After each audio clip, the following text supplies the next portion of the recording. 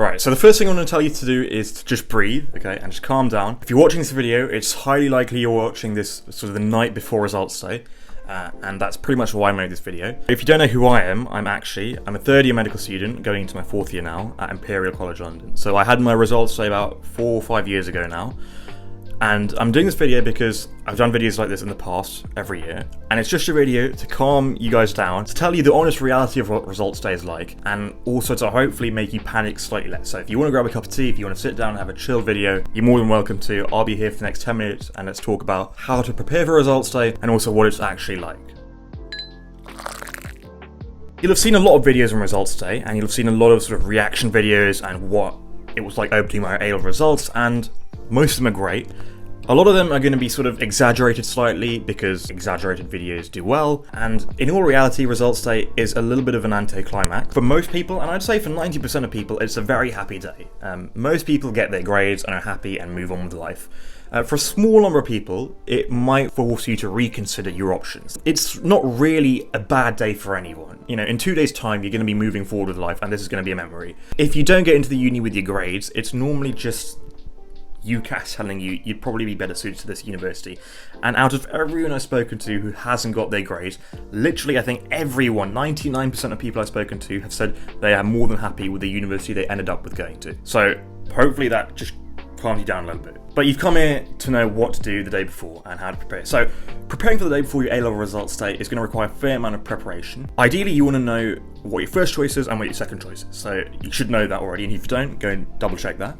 And you should also just be aware of what the grade requirements are for those. You come to a realization that if you don't get your first choice, I'm going to be happy with my second choice. I hear a lot of people say, if I don't get into Oxford, I want to take a gap year. If I don't get into Birmingham, I want to take a gap year. If I don't get into Leeds, I want to take a gap year. Whatever degree you're doing, I really implore you to think carefully about going to your second choice.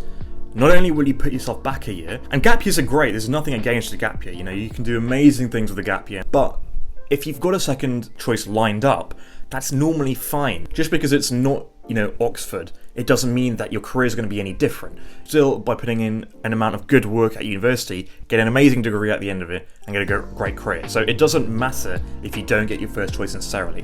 Do a little bit of research on your grade requirements for your first two choices and just know what they are. Make sure you have a look at UCAS clearing or whatever the clearing system is, so you know how to use it. Unfortunately, it's normally first come, first served, so you need to be on the ball.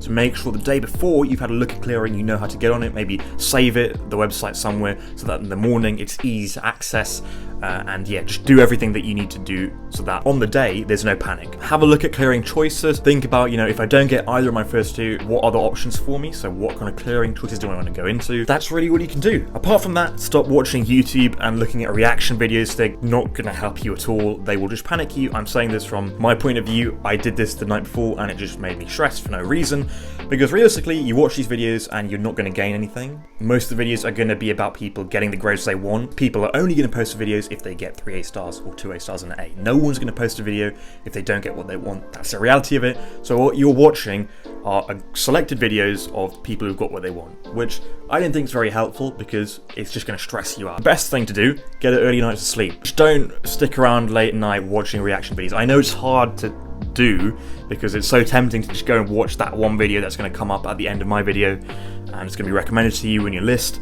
Try and avoid doing it because it's just going to stress you out. And again, like I said, those videos are exaggerated reactions about people getting 3 A stars, which isn't reality. No one, you know, not everyone's going to get 3 A stars, so I don't think it's good to watch those videos. Now on the day, you've got two choices, or 2 or 3 choices. You can either basically go into school to get your results, or you cannot go into school to get your results. I always say go into school, even if you don't get the results that you want, because you will regret it come first year when you realise that was the last chance you really got to see your friends from school. So it doesn't matter if you don't get the results that you want. I would still implore you go into university, see your friends, and I'm sure the results that you didn't want are actually good enough for you to get into university and are fine.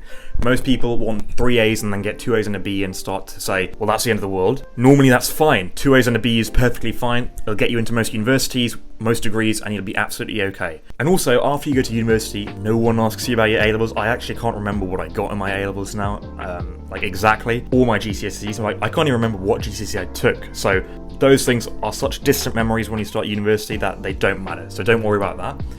Also, it's good to go into uni if you don't get your grades, because your careers advisors will be there, so you can easily speak to them rather than sending emails or texting them or whatever. Speaking to them face to face is far quicker, and you need speed on your side if you want to go through UCAS clearing, etc. So definitely go into university to collect them.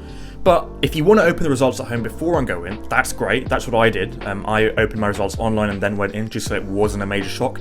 And also, if you want to process your results at home and, have your outburst or whatever, and then go in a little bit more calm, that's great as well. Some people choose to do it the old-fashioned way where they go into school and get their results, which is fine, but I chose to just look online, at like 7 a.m. or 6:30 a.m. or 6 a.m., whenever they went up, and then went into university. So that's how I recommend you guys do it. There's not much else to it. That's the preparation you should do, and that's realistically what happened. I would just want to say one more time, don't worry about getting into your first choice. Honestly, the biggest mistake so many people make is make a big fuss of not getting into first choice and then go make rash decisions like going on a gap year or taking a year out or applying on UCAS clearing for that same university but another degree, just because they really want to go to that university. I always say, number one, stick with a degree. Number two, stick with the uni, because the degree is the most important thing. No matter where you go, the same degree is going to be taught the same way and it's going to be assessed the same way. So the degree is the number one thing. Don't go for economics at Oxford, not getting into that, and therefore doing, geography at Oxford, because it's Oxford and you could still get into Oxford. That's not a great idea. I would stick with economics and go to Birmingham or LSE or wherever you want to go to, because if you like economics, that's why you applied there. That's probably where you're going to do the best at university. That's probably the best career you're going to have. Although university doesn't, lock you into one career. Obviously, you can do what you want after uni, but I would just say don't make the mistake of confusing your degree with the importance of the university you go to. The university doesn't matter. I mean, honestly, especially for medicine, the university literally doesn't matter at all. A doctor at the end of the day is a doctor. It doesn't matter whether you go to Oxford or, Cambridge or Birmingham or whatever university you go to. It doesn't matter. Who cares? If you've got any other questions about results day though, you can ask me in my comments down below. I'll be here on results night, the night before. And also, if you want to contact me on Instagram, I'm free to chat as well, whenever you want. I want to say you guys are all going to do amazing. I'm sure you're going to smash it. I know you guys have worked really hard, so I have the utmost faith you're going to do well and you get into the university of your dreams, you're going to do the degree that you want, and tomorrow's going to be a great day. I'm like 99.9% sure everything's going to go well. So I think you're going to do great. I think you should go, take a break, get some sleep, and wake up to results. I'll see you all in the next upload. See you in a bit, and good luck.